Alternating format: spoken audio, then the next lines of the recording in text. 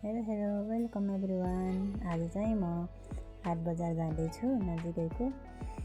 आज बजारको समय भएर होला, बाटोहरू पनि एकदमै भिडभाड थियो।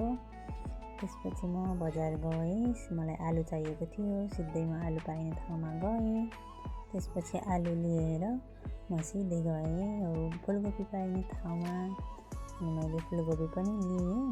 त्यसपछि म गएँ स्विट पोटेटो पाइने ठाउँमा।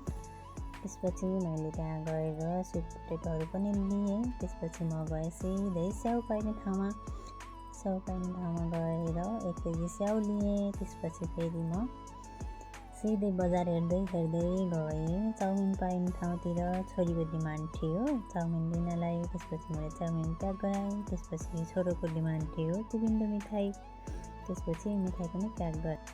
मेरो झोला चाहिँ भरिसक्यो। त्यसपछि म फर्किँदा चाहिँ साँझ परिसकेको थियो।